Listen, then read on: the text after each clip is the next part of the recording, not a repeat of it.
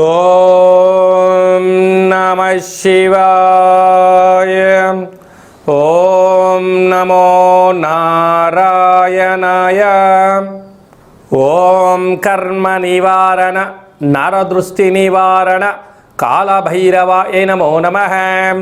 ఓం కాళకాలాయ విద్మహే కాళాతీతాయ ధీమహి తన్నో కాళభైరవ ప్రచోదయాత్. హరి ఓం. మా ఛానల్కి స్వాగతం. చూస్తున్న వీక్షకులకు ప్రేక్షకులకు ప్రియ కాళభైరవ భగవద్బంధులకి స్వాగతం పలుకుతూ మమ్మల్ని ఎంతగానో ఆదరిస్తూ ఉండబడినటువంటి ప్రియ సోదర సోదరీమణులకు, జ్యోతిష్ అభిమానులకు, సనాతన ధర్మ సంరక్షకులకి అందరికన్నా ముందుగా శ్రీ మహాశివరాత్రి పండగ శుభాకాంక్షలు. అంటే మన పెద్దవారు చెప్తుంటారు, ఏ రోజు మనం ఉపవాసం ఉండినా ఉండకపోయినా జన్మకో శివరాత్రి అంటూ ఉంటారు. కనుక అలాంటి మహాశివరాత్రి రోజున మహాదేవుడి యొక్క స్మరణ, ధ్యానము, అభిషేకము, అర్చన, దర్శనము, మహాదేవుడికి జలాభిషేకము, మహాదేవుడి యొక్క చంద్ర బిల్వదలము, ఏ కార్యక్రమాన్ని చేసినా తెలిసి ఓం నమ శివాయ అన్న, తెలియక ఓం నమ శివాయ అన్న పరమేశ్వరుడి యొక్క కృప కటాక్ష వీక్షణలు మన అందరిపైన ఉండాలని మనం కూడా మనసారా కోరుకుందాం. కలియుగ కాలంలో కష్టాలను, నరదృష్టిని, శత్రు ప్రభావాలను కలిగించేటువంటి అనేక దుష్టగ్రహాలు ప్రవహిస్తూ ఉంటాయి మన అందరిపైనను కూడా. మనల్ని రక్షించే కాళభైరవుడు మన చెంతగా ఉండగా మనకేల చింత? కనుక ఈ మాఘమాసంలో సంపూర్ణమైనటువంటి అసితాంగ కాళభైరవ స్వామికి స్మరణ చేత బ్రహ్మ మనకి ఏదైతే లలాట స్థానంలో రాశాడో వాటిని సంపూర్ణంగా కష్టాలను తొలగించుకొని ఐశ్వర్యప్రదాతమైనటువంటి సువర్ణ అధ్యాయానికి స్వాగతం పలకాలని మనం కూడా మనసారా కోరుకుందాం. 1వ తారీఖు 2వ నెల 2026 నుండి 28/2/2026 వరకు పుట్టినటువంటి వారందరికీ కూడా ముందస్తుగా జన్మదిన శుభాకాంక్షలు. గతంలో వివాహం చేసుకున్న వారికి వివాహ వార్షికోత్సవ శుభాకాంక్షలు. ద్వాదశ రాశుల్లో గ్రహ గమనాలు వీక్షింపచేద్దాం. మిథున రాశిలో దేవగురు బృహస్పతి సంచార స్థితి, సింహరాశిలో కేతు సంచార స్థితి, విశేషంగా మకర రాశిలో చతుర్గ్రహ సంచార స్థితి. ఎన్నడూ లేని విధంగా కన్నీ విని ఎరుగని రీతిలో మకర రాశిలో చతుర్గ్రహ సంచార స్థితి ఈ మహాశివరాత్రి సందర్భంగా మాస ప్రారంభంలో జరుగుతుందని చెప్పి గమనించాలి. ఆత్మకారకుడు రవి, రుణరోగ శత్రుకారకుడు కుజుడు, బుద్ధికారకుడు బుధుడు, కలత్రతకారకుడు శుక్రుడు మకర రాశిలో సంచార స్థితి. రవి బుధులు కలిసి ఉండడం వలన బుధాదిత్య రాజయోగము అని చెప్పి జ్యోతిష్య శాస్త్రం మనకు బోధిస్తుంది. కుంభరాశిలో రాహు సంచార స్థితి, మీనరాశిలో శని సంచార స్థితితో ద్వాదశ రాశుల్లో గ్రహ గమనాలు ఈ విధంగా ఉన్నాయి. మీనరాశి వారికి ఒకవైపు ఏళ్లనాటి శని మధ్యమ సంచార స్థితి జరుగుతూ ఉండగా, ఏకాదశంలో చతుర్గ్రహ సంచార స్థితి, అర్ధాష్టమ గురు సంచార స్థితి ఉన్నప్పుడు గ్రహ దోషాన్ని తొలగించుకొని వృత్తి, ఉద్యోగ, వ్యాపార కార్యక్రమాలలో ఉన్నతమైన జీవితాన్ని ఎలా పొందాలో, గ్రహ దోషం ఎలా తొలగించుకోవాలో, గ్రహ ఐశ్వర్యం ఎలా పొందాలో ఈ వీడియోలో సవివరంగా సంపూర్ణంగా తెలుసుకుందాం. మీనరాశిలో ఏ నక్షత్రాలు వస్తాయనగా పూర్వాభాద్ర నక్షత్రంలోని చివరి పాదమైన 4వ పాదము, ఉత్తరాభాద్ర నక్షత్రంలోని 4 పాదాలు, రేవతి నక్షత్రంలోని 4 పాదాలు కలిపితే మీనరాశి. రాశాధిపతి దేవగురు బృహస్పతి. వీరికి రాశిలోని శని సంచార స్థితి ఉండగా వచ్చినటువంటి అనేక ఏళ్ల తర్వాత మాఘ పూర్ణిమ ఆదివారం పుష్యమి నక్షత్రము ఒక యోగం.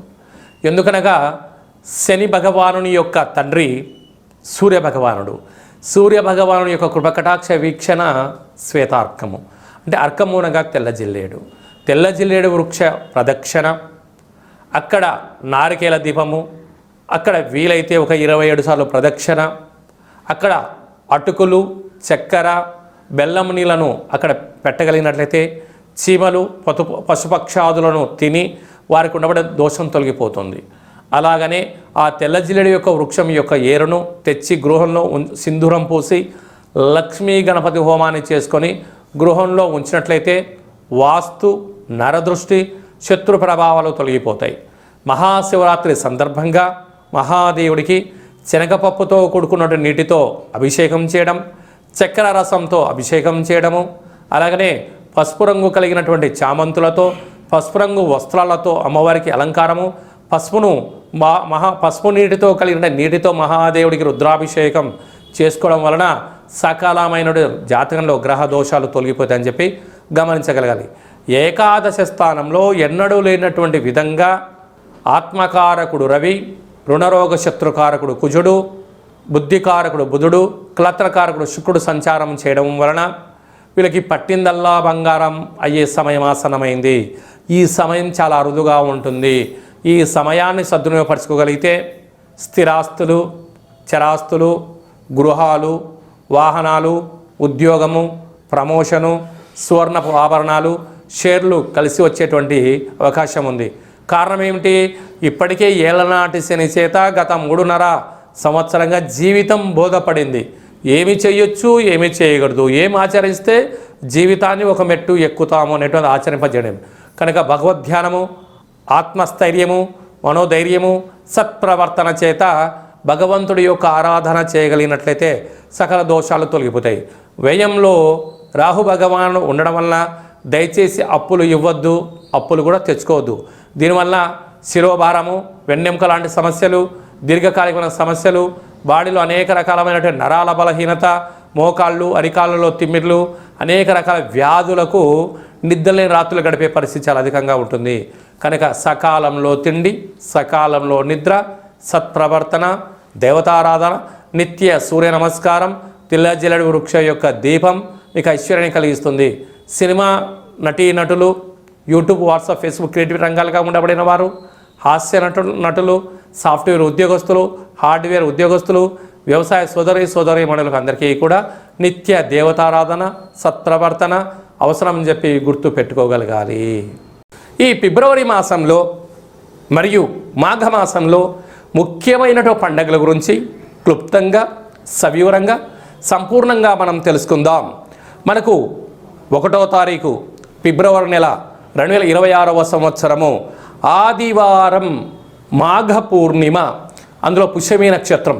ఎంత విశేషం అంటే ఆదివారం పుష్యమీ నక్షత్రం వస్తే రవి పుష్యార్క యోగము, గురువారం రోజు పుష్యమీ నక్షత్రం వస్తే గురు పుష్యార్క యోగము అంటారు. కనుక ఆదివారం రోజు పుష్యమీ నక్షత్రం రావడం వలన మాఘస్నానము అంటే సముద్ర స్నానము, శ్రీ రమా సహిత సత్యనారాయణ స్వామి వ్రతము, గృహంలో ఆధ్యాత్మికమైన కార్యక్రమాలు చేసుకోవడం, శక్తి కలిగితే అభిషేకం చేసుకోవడం యోగదాయకం.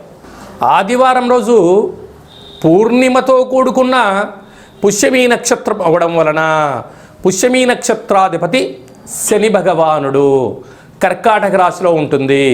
ఆదివారం రోజు రావడం వల్ల అర్కము అనగా తెల్ల జిల్లేడు వృక్షము, అనగా భూమిలో నుంచి ఆ యొక్క తెల్ల జిల్లెడి యొక్క వేరును పెకిలిస్తే బయటికి వచ్చేటువంటి భగవంతుడు స్వరూపమే శ్వేతార్క గణపతి అంటారు. అంటే శ్వేతార్కము తెల్ల జిల్లెడు యొక్క వృక్షంలో సహజ సిద్ధంగా ఏర్పడేటువంటి వినాయకుడి స్వరూపము. కాజీపేట క్షేత్రంలో సాక్షాత్తుగా స్వామివారి యొక్క కొలువై ఉండబడిన క్షేత్రంగా మనం గమనించాలి. స్వామివారిని స్మరించిన, ధ్యానించిన ఆ శ్వేతార్క గణపతిని తీసుకొని వచ్చి శుభ్రంగా కడిగి, అంటే మట్టిలో భూమిలో ఉంటుంది కనుక సింధూరం పోసి ఒక లక్ష్మీ గణపతి హోమం చేసుకొని గృహంలో పూజా మందిరంలో ఉంచుకున్నట్లయితే మనకు రాబోయే 7 తరాల వారికి విద్య, ఉద్యోగ, రాజకీయ క్షేత్రాల యందు తిరుగు ఉండదు అని చెప్పి గమనించాలి. ఎందుకనగా కలియుగ కాలంలో పరిపాలన అంటే ఒక ఇంద్రుడిలాగా పరిపాలించాలన్నా, కుబేరుడులాగా ధనానికి ఐశ్వర్యవంతులు కావాలన్నా, విద్యార్థులు జ్ఞాన సంపద కావాలన్నా ధనం మూలం ఇదం జగత్ అని ఒక మాట. విద్యా వినయ సంపన్నం అంటారు. ఎంత మన దగ్గర డబ్బులు ఉన్నా పదవి అలంకారము జీవితంలో భూషణము అంటారు. అంటే విద్య ద్వారా వినయం, వినయం ద్వారా ఉద్యోగం, ఉద్యోగం ద్వారా ధనం, ఆ ధనం ద్వారా పరిపాలన చేసే అధికార యోగ్యతను ఆదిపూజ్య మహాగణాధిపతి అంటే గణపతి స్వామి వారికి స్మరణ వలన, ధ్యానం వలన మనకు కలుగుతుంది. ఈయన సాక్షాత్తుగా వృక్ష స్వరూపంలో భూమిలో కొలువై ఉంటాడు కనుక ఆదివారం రోజు పుష్యమి నక్షత్రము మనకు ఫిబ్రవరి 1వ తారీఖున జరుగుతూ ఉంది. మన 2026వ సంవత్సరంలో అదృష్టం ఏమిటనగా జనవరి మాసంలోనే 18వ తారీఖున ఆదివారం అమావాస్య ఉందండోయ్. ఆ రోజైనను కుదరకపోతే ఈ రోజైనను ఆ తెల్ల జిల్లెడి యొక్క వృక్షాన్ని పెకిలించి ఆ వినాయక స్వామి వారి యొక్క వేరును తీసుకొచ్చి రూపం కలిగిన ఇంట్లో ఉంచుకొని సింధూరం పూసి గణపతి హోమం చేసుకున్నట్లయితే మనకు గృహంలో వాస్తు దోషం తొలగిపోతుంది. వృత్తి, ఉద్యోగ, వ్యాపార కార్యక్రమాల్లో నరదృష్టి తొలగిపోతుంది. రాజకీయ క్షేత్రంలో ఏకచక్రే మహాభోగి అనేటువంటి రాజ్యాధికారం కలుగుతుంది. మనకు రాబోయే 7 తరాల వరకు ఐశ్వర్యం కలుగుతుందని చెప్పి గమనించాలి. కలియుగ కాలంలో కలియుగ శమంతకమని అని చెప్పి మనం చెప్తూ ఉంటారు పెద్దవారందరూ. అంటే ఆయన ఎక్కడ ఉంటే అక్కడ ఐశ్వర్యమట.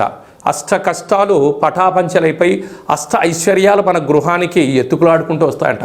కనుక మనం అందరము కూడా శ్వేతార్క గణపతి మూల మహాగణపతి స్వామివారిని తెచ్చుకుందాం, గృహంలో ఉంచుకుందాం, ఐశ్వర్యాన్ని పొందుదాం. కనుక ఇలా చాలామందికి అవకాశాలు లేనటువంటి వారు ఈ కింది నెంబర్ సంప్రదించినట్లయితే, మీ గోత్రనామములు పంపించినట్లయితే మనము గణపతి స్వామివారిని తీయించి పూజ చేయించి మీకు ప్రసాదంగా స్వామివారి యొక్క శ్వేతార్క గణపతి స్వరూపాన్ని ఏర్పాటు చేయడం జరుగుతుందని చెప్పి గమనించాలి. అలాగనే మహాశివరాత్రి సందర్భంగా మనము 1,00,000 రుద్రాక్ష మహాదేవుడి యొక్క భగవంతుడిని ఏర్పాటు చేస్తూ ఉన్నాం. కనుక మీ గోత్రనామాలు పంపించినట్లయితే భగవంతుడి దగ్గర అర్చన, మహాన్యాసపూర్వక శతరుద్రాభిషేకము, శత అంటే 100, ఒక్కొక్క సంవత్సరానికి ఒక్క రుద్రుడులాగా శతరుద్రాభిషేకం చేయించి ఆ రుద్రాక్షను మీకు ప్రసాదంగా పంపించడం జరుగుతుంది. మనకు మాఘమాసంలో అజితాంగ కాలభైరవ స్వామి వారు ఉంటారు.